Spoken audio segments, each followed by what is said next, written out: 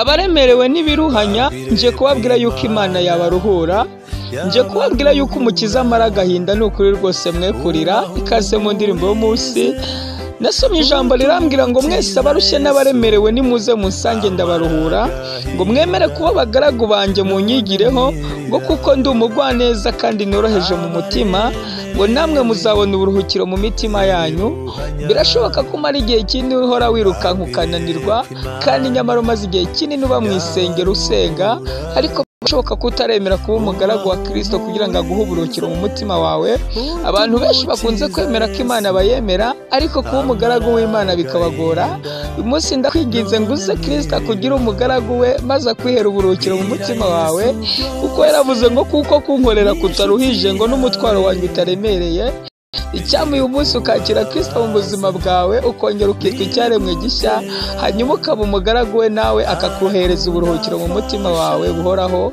Imana iguhe umugisha kandi Yesu akugenderere agukomeze. Amen. Rwose wira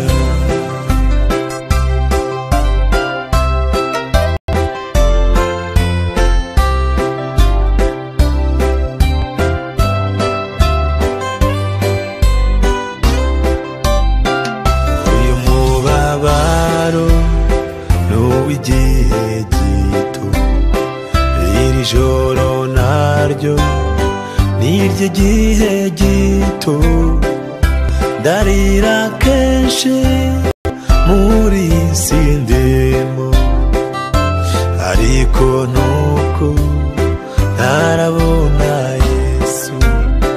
Uyu mubabaro n'uw'igihe gito, iri joro naryo niryo gihe gito, ndarira kenshi muri isi ndimo, ariko nuko ntarabona Yesu.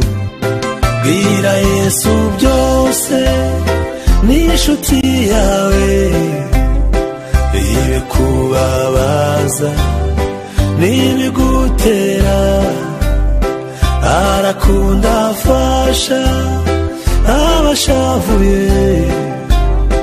Wizere ijambo rye rwose wira, bwira Yesu byose n'inshuti yawe,